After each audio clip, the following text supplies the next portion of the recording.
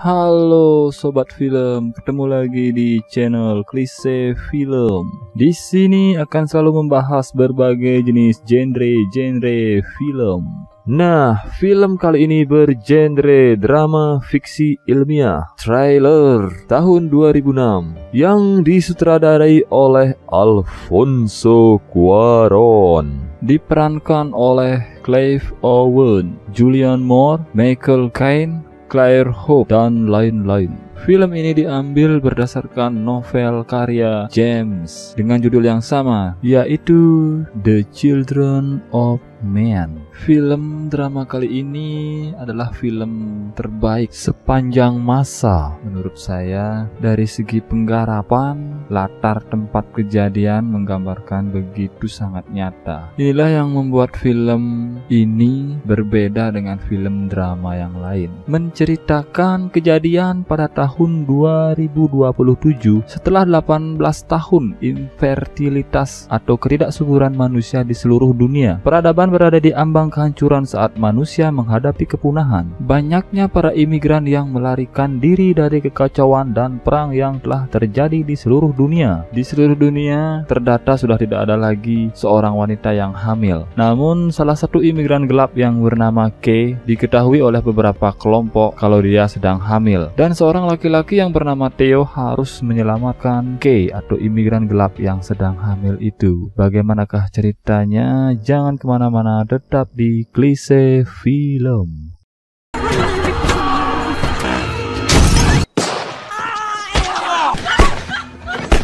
Get in the fucking car! Hello, Theo. Ash!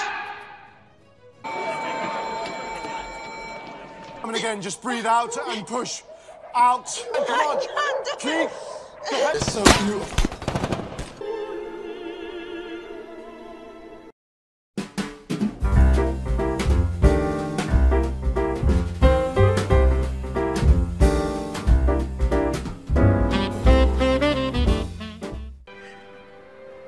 Was thrust upon him as the world's youngest person. Awal film menceritakan hebohnya berita di acara televisi internasional, tepatnya di London pada tahun 16 November 2027, tentang kematian Diego Ricardo yang dinobatkan sebagai manusia termuda di bumi yang berumur 18 tahun 4 bulan. Diego merupakan putra dari Marcelo dan Sylvia Ricardo yang merupakan pasangan buruh dari Mendoza. Bayi Diego ditikam di luar bar di Buenos Aires dikarenakan ia menolak permintaan tanda tangan dan meludahi wajah penggemarnya yang meminta tanda tangannya. Di saat ramainya kerumunan orang-orang yang menyaksikan kematian bayi Diego, tiba-tiba datang seorang pria berjas hitam yang datang untuk secangkir kopi. Kelihatan tidak begitu peduli dengan berita itu. Kemudian pergi keluar ruangan itu. And it was 18 years.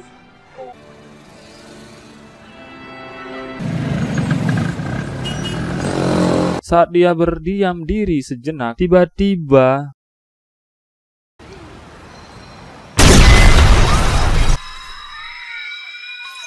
di sisi kanannya, di sebuah gang kecil yang dekat dengan dirinya, terjadi percikan molekul bom yang dahsyat. Serentak banyak orang yang panik akibat bom tadi. Dan inilah film Children of Men.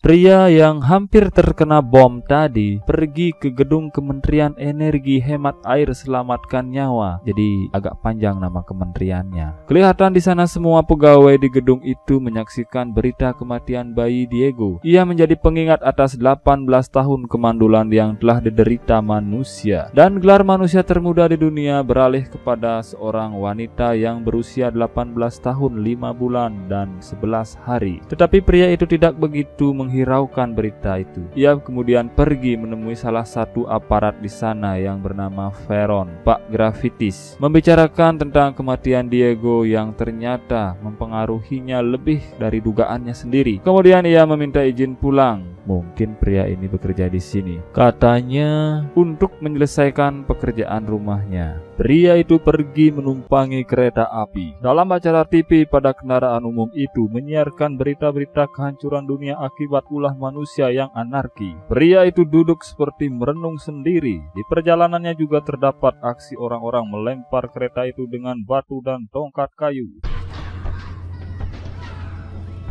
Saat sampai pada tempat tujuan, di pinggir jalan banyak sekali imigran gelap yang dijaga oleh Brimob. Mereka dikerangkeng seperti di penjara, memintai bantuan pada setiap orang yang melihatnya. Pria ini pun bertemu kawan lamanya yang bernama Jasper. Sambil berpelukan, Jasper mengajak pria itu pergi menggunakan mobilnya. Di sekeliling perjalanan, pemandangan bangkai-bangkai hewan yang dibakar. Tentu hal ini adalah perbuatan kaum anarki, karena setiap kali politikus bermasalah, bom pasti meledak. Di perjalanan mereka menceritakan bayi Diego. Sambil bercanda ketawa-ketawa, tiba-tiba sebuah bis besar menyalip dengan membawa imigran gelap menuju Back Hill. Nasib imigran gelap di sini memang sangat malang. Sesaatnya mereka pun sampai di jalan rahasia yang dibuat oleh Jasper, yang ditutup dari semak-semak agar tidak ada orang-orang lain yang tahu. Dan perjalanan dilanjutkan ke rumah Jasper yang melewati hutan pinus yang tidak jauh dari pinggir jalan raya tadi.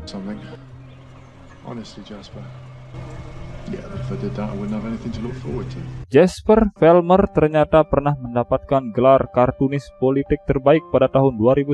Pada berita yang Jasper pajang, umat manusia sudah terdata 90% kemandulan. Bahkan tak ada harapan bayi yang lahir. Kalau ada yang hamil, itu merupakan keajaiban bagi semua orang. Mereka berdua berbincang-bincang. Jasper mengenalkan pria itu yang ia panggil dengan nama Theo kepada istrinya yang sedang sakit. Sembari memakaikan selendang kepada istri Jasper, Theo melihat fotonya sendiri dengan istri dan anaknya. Tapi saat ini ia tidak lagi bersama istri dan anaknya. Istrinya yang entah kemana, serta anaknya yang telah meninggal. Theo yang sedang tidur-tiduran diajak menghisap ganja oleh Jasper sambil membicarakan keadaan dunia.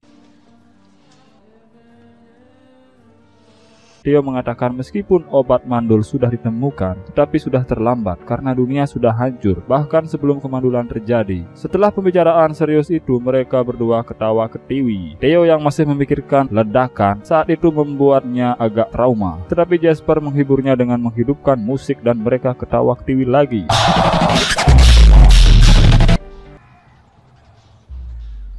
Cerita selanjutnya sudah berpindah latar. Theo terbangun dari tidurnya di gedung apartemen sambil melihat matahari terbit, kemudian keluar dari apartemen itu. Saat ia jalan-jalan terlihat banyak sekali imigran gelap yang dikerangkeng dan dijaga banyak Brimob. Bayi Diego yang masih menjadi duka banyak orang. Orang-orang mempersembahkannya banyak karangan bunga. Theo yang berjalan menuruni jalan tangga tiba-tiba disergap oleh orang tak dikenal memakai topeng. Kemudian dipaksa masuk ke mobil dan dibawa ke ruang interogasi. Wajahnya diselop karung, tapi setelah dibuka, yang ia lihat adalah hal yang tak terduga, yaitu adalah istrinya sendiri yang lama tidak bertemu.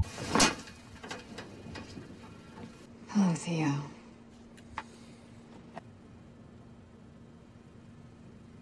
But we had no choice. The police have been a pain in the ass lately.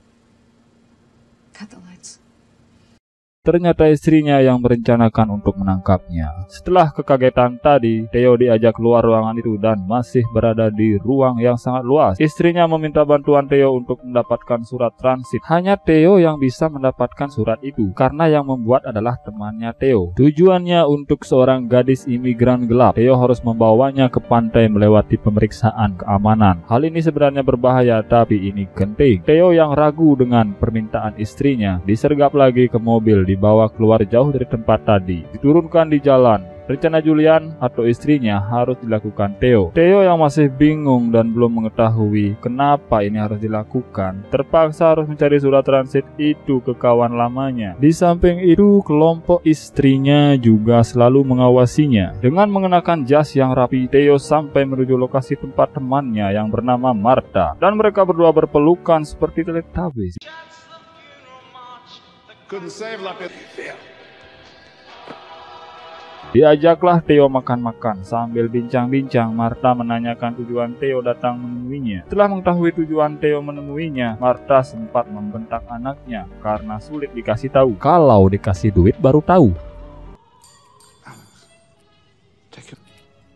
Alex! Theo yang merasa tidak nyaman meminta maaf ke Martha karena ia tidak tahu lagi harus ke siapa lagi yang meminta surat itu. Martha pun mau membuatkan surat itu. Theo yang berhasil mendapatkan surat transit bertemu dengan seorang laki-laki kelompok Julia, istrinya sendiri, di sebuah bar sambil meminum 3 gelas bir yang ditraktir pria itu. Sambil menunggu Julia, Theo menonton balapan hewan di arena terbuka dan memenangkan perjudian balapan hewan itu. Dia dihampiri wanita tua sebagai kode untuk Julian. Theo menukarkan undiannya dan bergegas mencari bis yang ditumpangi Julian.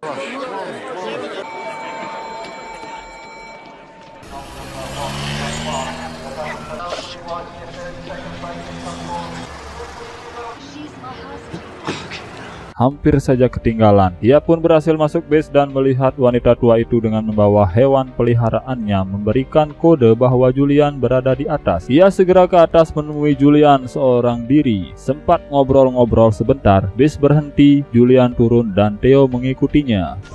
Oh yeah, there you go. This is our stop. Avoiding fertility tests. Theo mengikuti Julian ke gang-gang melewati jalan tangga. Theo masih belum tahu pasti tujuan istrinya, tetapi Julian hanya percaya padanya dalam misi ini. Membuatnya bingung karena ia hanya ingin bersama istrinya lagi setelah 20 tahun lebih tidak bertemu. Saat mereka berdua berjalan melewati gang di lorong, mereka sudah dijemput oleh rekan kerja Julian dan 2 orang di dalam mobil. Salah satunya adalah imigran gelap bernama Kay yang harus diselamatkan mereka dan teman wanitanya. Mereka berlima pergi menuju perjalanan di tengah hutan. Di perjalanan, Julian dan Theo sangat asik bercanda. Ini momen yang sangat membahagiakan untuk mereka berdua. Oh, fuck off. You gotta be kidding. Rose?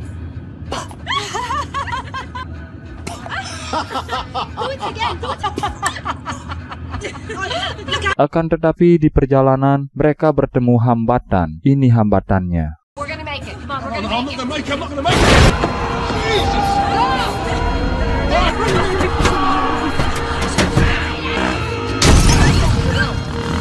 Julian yang baru saja diajak bercanda terkena tembak oleh kaum anarki yang membawa trail. Saat kaum anarki itu menghampiri Theo, Theo menendang pintu mobil dan membuat jatuh orang-orang itu. Mereka pun bergegas untuk berbalik dan berjalan memutar. Dalam perjalanan ini mereka dikejar polisi karena terlihat dari berlawanan arah. Kepanikan pun terjadi. Tapi saat Pak sopir turun, yang terjadi adalah Calm down. Tell me what's...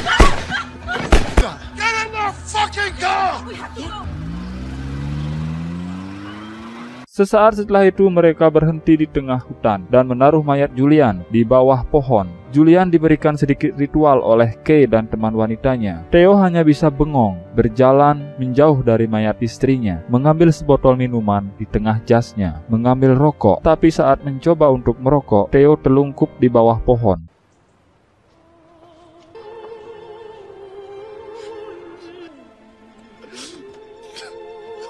Sangat dramatis. Kejadian itu membuat luka mendalam, terutama bagi Theo. Mereka tetap melanjutkan perjalanan ke rumah Thomas dan Emily, temannya Pak sopir ini. Sesampainya di sana, mereka beristirahat sejenak. Fishes are coming in to vote for a new... Yeah. We have to convene. Miriam. They need to wash up and rest.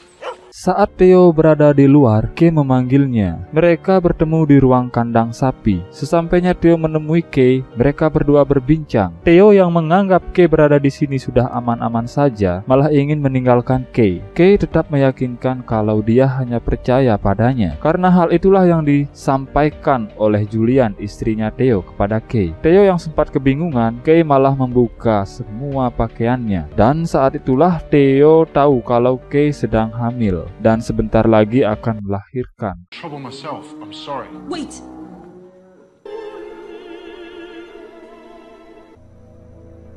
Please help me. Hal ini membuat Theo terkejut. Mereka kemudian mendiskusikan di mana Kay akan melahirkan. Kay memilih melahirkan di sini saja. I have my baby here.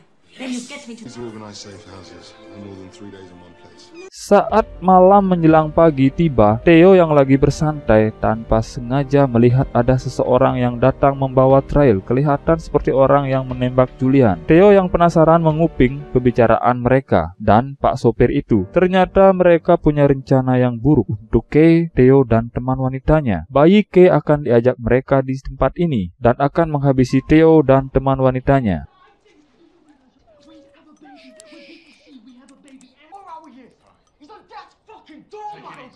He needs a doctor. Don't worry. We'll take it. He's a fucking dead man. Tomorrow, I'll have to kill him. Theo kemudian bergegas mencari Kay di dalam ruangan yang lagi asik-asiknya tidur, memberitahukan mereka yang sebenarnya. Orang yang membunuh Julian juga rencana Pak sopir itu dan kelompoknya. Mereka bertiga mengendap-endap keluar dari rumah itu. Disinilah yang sangat menegangkan. Theo mencoba mobil-mobil yang ada di sana. Karena orang-orang masih banyak di luar, jadi agak sulit mencari mobil. Tapi saat Theo berhasil mencuri mobil yang paling depan, ini nih ketegangan yang dimaksud.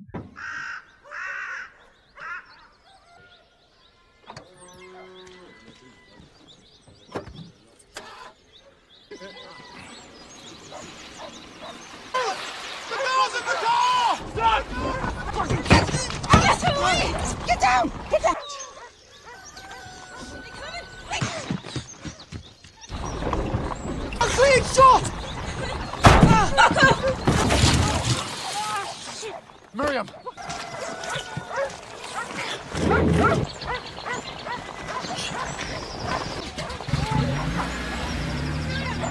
Saat genting begini, mobil malah mogok. Untung mereka berhasil kabur. Good job, Theo. Cus!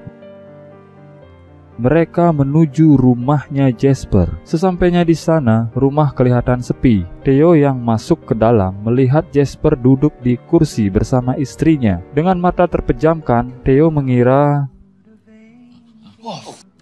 This? I miss it. mengagetkan. Jasper bangun dari tidurnya melihat ada Kay yang hamil langsung menyiapkan makanan. Sejenak mereka bisa bersantai di rumah Jasper. Saat sedang makan-makan, Maria meminta bantuan pada Jasper untuk membawa Kay ke Back Hill, tempat di mana para imigran gelap bisa mengungsi dengan aman di sana. Jasper pun menghubungi temannya yang bernama Sid untuk mengantarkan mereka ke Back Hill agar lebih aman di perjalanan. Okay, I found your boat. Great. How? It's agreed to get us into Bexhill. Nicely arranged. Tapi saat senja menjelang malam tiba, alarm rumah Jasper berbunyi. Jasper melihat CCTV-nya. Ada orang-orang itu mengejar Theo dan Kay. Orang-orang itu pun memasuki jalan rahasia Jasper. Bergegas Theo, Kay, dan teman wanitanya menyiapkan barang-barang ke mobil. Jasper mengarahkan mereka ke jalan belakang menuju ke jalan besar. Menyuruh mereka menunggu teman Jasper di sekolah lama, di jalan Watch Bell, di Rie. Kata Jasper panggil temannya babi fasis. Theo berisi keras mengajak Jasper untuk pergi juga dari rumah itu. Akan tetapi Jasper tidak mau ikut karena akan memperlambat perjalanan mereka. Jasper sangat mencintai istrinya. Dia rela berkorban juga demi menyelamatkan Theo dan teman-temannya. Theo mengintai Jasper dari kejauhan. Ia ditembak oleh orang-orang itu.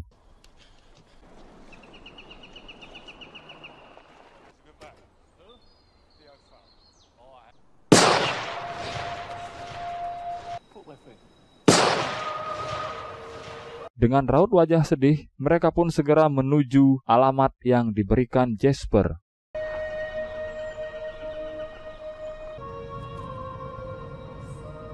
Sesampainya di sana, mereka menunggu teman Jasper di sekolah tua itu. Tidak lama kemudian, teman Jasper yang dijuluki babi fasis tiba. Tapi hal mengejutkan terjadi. You're a fascist pig.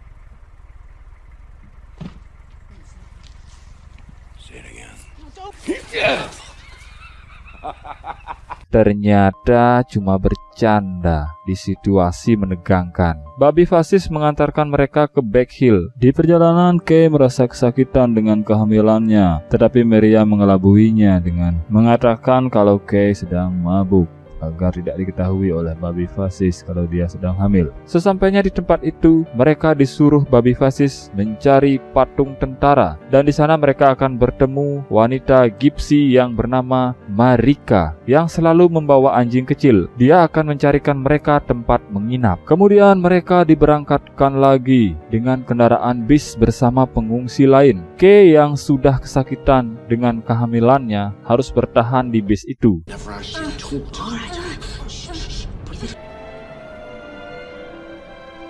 Sesampainya di sana, Miriam dibawa keluar oleh salah satu brimob. Ia ditahan di sana. Sementara Theo dan Kay masih bisa berjalan menuju tempatnya Marika. Theo yang sempat berpisah dengan Kay karena ia digeledah oleh polisi yang menginginkan jam tangannya. Untung saja bisa bertemu Kay di tengah ramainya imigran gelap tepat di patung tentara itu dan menemukan Marika yang merokok. Mereka segera diantar Marika membawa becak motor ke penginapan.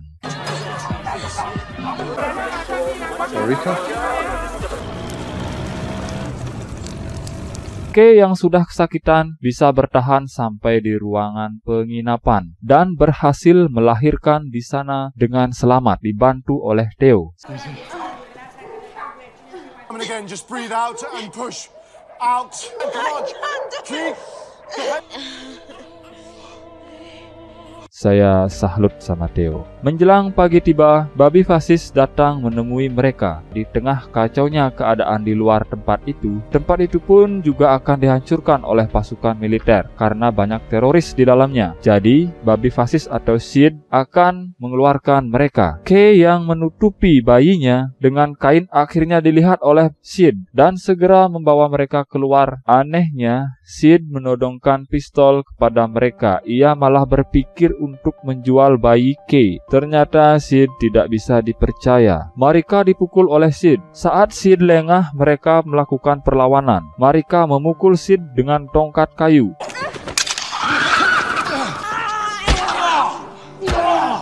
Theo yang berada paling belakang hampir terkena tembakan Sid, tetapi berhasil membuka pintu yang sulit dibuka itu. Theo memukul Sid dengan besi di kepalanya. Sid pun tepar.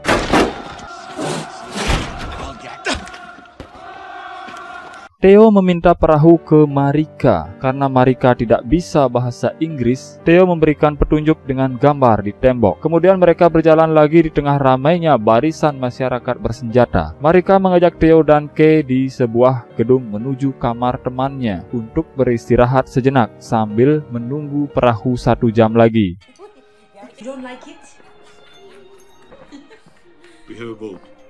Beberapa saat kemudian mereka keluar dari gedung itu dikawal oleh pria yang membawa senjata. Di tengah perjalanan mereka malah bertemu dengan kelompok si Pak Sopir itu yang telah mencari mereka. Malangnya pria yang mengawal mereka ditembak mati oleh orang-orangnya Pak Sopir. Kay dibawa kabur oleh si Pak Sopir itu. Theo pun hampir saja ditembak, tetapi kelompok itu malah baku tembak dengan kelompok lain. Theo dan Marika pun memanfaatkan situasi ini untuk mengejar Kay. Karena baku tembak di tempat itu, Theo meninggalkan Marika di lorong agar Marika tidak ikut karena sangat berbahaya. Dengan kakinya yang terluka, Theo masih berusaha mencari Kay dan bayinya. Memasuki gedung persembunyian teroris, menaiki beberapa lantai, Theo pun berhasil menemukan Kay. Tetapi di sana ada pria itu yang menodongkan senjata sambil menembak anggota militer.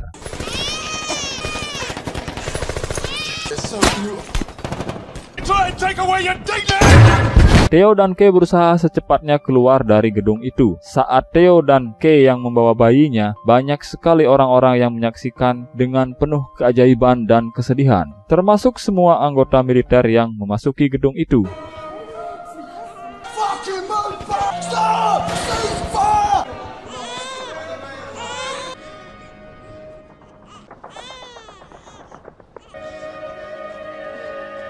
Ini adalah momen yang mengharukan. Theo terus berusaha berjalan. untuk menyelamatkan Kay. Tiba-tiba mereka sudah menunggunya dan membawa mereka di jalur air bawah gedung serta mempersiapkan perahu untuk mereka. Akan tetapi Marika tidak ikut mereka mendayung menuju laut. Dia lebih memilih tinggal di sana bersama hewan peliharaannya. Sesampainya di laut, Kay melihat darah berceceran di perahu. Ia mengira dirinya yang berdarah, tetapi si Theo yang mengeluarkan darah karena sebenarnya ia terkena tembakan pria sopir itu. I'm bleeding. Jesus shit. What? Theo mengatakan pada Kay untuk selalu menjaga bayinya dan mengajarkan cara merawat bayi dengan nafas yang terengah-engah. Saat Theo mulai berbaring, Kay mengatakan Dylan untuk nama bayinya. Dylan. I'll call my baby Dylan.